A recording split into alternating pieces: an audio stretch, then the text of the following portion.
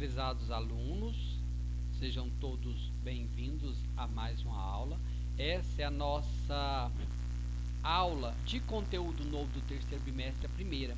Porém, de aulas mesmo, nós já vamos para a terceira. A primeira foi uma atividade de revisão, a segunda uma atividade da NET Escola e agora um novo conteúdo, o conteúdo chamado Haikai.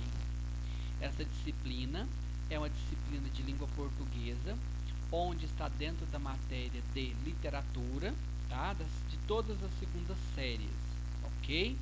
Então, se forem se organizar, se organizem na matéria de literatura, de língua portuguesa, e coloquem lá o terceiro bimestre, língua portuguesa, professor Leonei, turma, segunda série do ensino médio, aula número 3, conteúdo Haikai. O que seria o Haikai? Alguém sabe? Já viram, né? O Haikai aí com o professor Maclésio.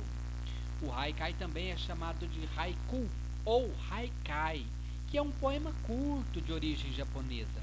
Essa palavra Haikai é formada por dois termos. O Hai, que significa brincadeira ou gracinha, gracejo, e o Kai, que é uma harmonia, realização, certo?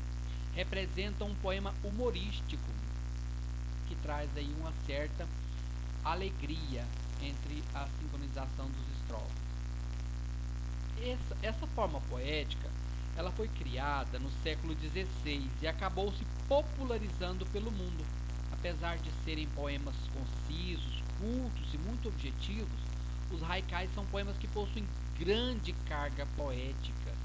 Os escritores que escrevem os haikais, eles são chamados de escritores haikaístas. Como que é formada essa estrutura do haikai? A letra está um pouco pequena, mas aumentem aí e passem para o seu caderno de forma que você possa estudar posteriormente essa aula sobre haikai. Qual que é a estrutura do haikai? A estrutura e as características desse haikai. Isso aqui é a parte mais importante do haikai. Mais importante. O tradicional haikai japonês, que é o original, ele possui uma estrutura muito específica. Uma forma fixa composta de 3 versos ou um terceto. Se eu tenho 3 versos, eu tenho um terceto, formado por 17 sílabas poéticas, ou seja, o primeiro verso ele apresenta 5 sílabas poéticas, chamado então de pentassílabo. O segundo verso ele apresenta 7 sílabas poéticas, chamado então de heptassílabo. O terceiro verso e o final dessa estrutura do haikai, ele é formado de 5 sílabas poéticas, então chamado de pentassílabo. Então, qual seria a estrutura do haikai? Primeiro verso, 5, segundo verso, 7 e terceiro verso, 5, formando aí 17 sílabas poéticas. Pente, ept, pente. Embora essa seja a sua estrutura tradicional, o haikai ele foi se modificando com o tempo, sendo que alguns escritores nem seguem esse padrão de sílabas mais. Ou seja, possuem uma silabação livre, tranquila, geralmente com 2 versos mais curtos e um mais longo. Ainda mais, os haikais são poemas objetivos que vai diretamente ao ponto, com a linguagem simples e podem ou não apresentarem um esquema de rimas e títulos. Podem ou não. Os temas mais explorados nos haikais são referentes ao cotidiano, o dia a dia e à natureza. Além da mudança de estrutura, os haikais modernos podem explorar também outros temas como o amor, problemas na vida social, sentimentos do eu lírico, aquilo que põe para fora a raiva, o amor, a tristeza, o rancor, o ódio, dentre vários outros temas. Lembre-se que a contagem de sílabas poéticas é diferente da separação gramatical. Então, não é a mesma coisa que metrificação. A contagem de sílabas poéticas, 5, 7, 5, é diferente da separação gramatical. O Haikai no Brasil. Já no Brasil, ele chegou no século XX, certo? Mas ele chegou aqui, não veio diretamente do Japão. Ele veio por influência francesa, sendo também trazido pelos imigrantes japoneses. Mas o Haikai chegou no Brasil no século XX por influência francesa.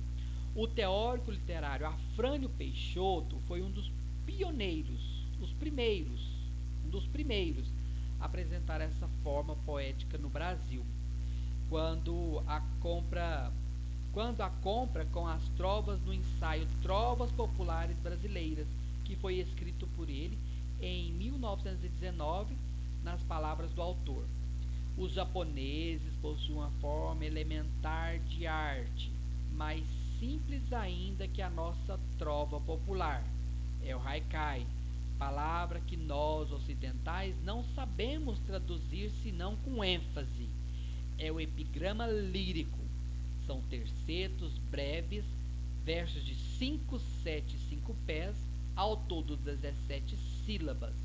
Nesses moldes vazam, entretanto, emoções, imagens, comparações, sugestões, suspiros, desejos, sonhos, de encanto intraduzível. Então, esse, no livro Trovas Populares Brasileiras, escrito em 1919 por Afrânio Peixoto, ele traz aí uma ideia nas palavras dele do que seria o haikai, como ele chegou ao Brasil. Ele explicando sobre o haikai, certo? Os escritores haikaístas que mais tiveram apresentação aqui para nós no Brasil foi. Atualmente, muitos escritores aderiram ao estilo, escreveram haikai na forma objetiva mesmo, sendo que os nomes mais representativos de haikaístas no Brasil são Afrânio Peixoto, Guilherme de Almeida, Jorge Fonseca Júnior, Fanny Luiza Dupré, Paulo Leminski, Milor Fernandes e Olga Savary. Todos esses são haicaístas brasileiros. Está aí o ano de nascimento e o ano de falecimento de cada um deles. Olga Savary ainda vive, até vivia há pouco tempo, né? Não tenho mais certeza. A obra de Fanny Luiza Dupré, intitulada De Pétalas ao Vento, Haikais, foi a primeira obra feminina desde que o gênero foi publicado no país em 1949. O modelo de haikai, produzido por Guilherme de Almeida, foi cunhado de modelo guilhermino, onde o primeiro e o terceiro verso possuem rimas, e no segundo verso, apenas uma rima interna entre a segunda e a sétima sílaba, certo? Era um modelo haikai produzido por Guilherme de Almeida, no qual ele deu o nome de modelo guilhermino.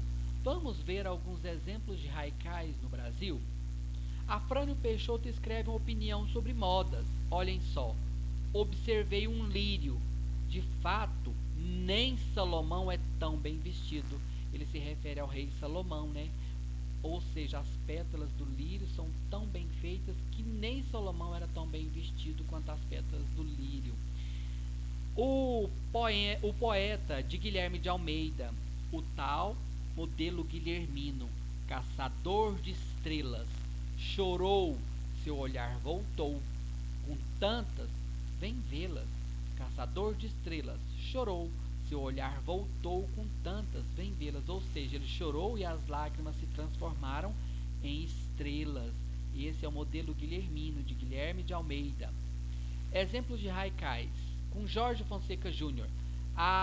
Essas flores de ouro que caem do ipê são brinquedos para as criancinhas pobres, ou seja, as crianças que não têm o que brincar, brincavam com as flores amarelas, chamadas flores de ouro, que caíam do ipê e eram brinquedos para as criancinhas pobres.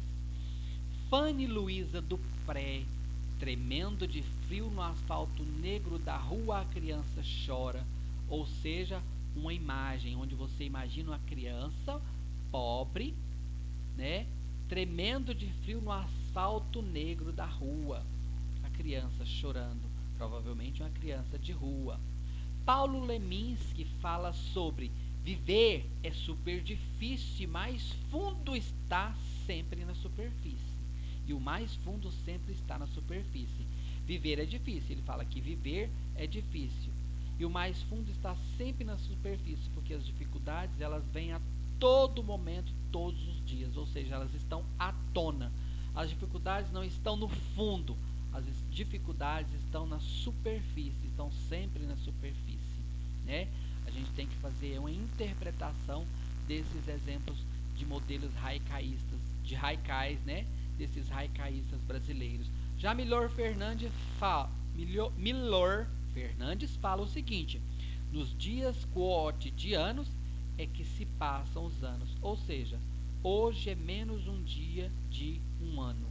Nos dias cotidianos do dia a dia é que se passam os anos.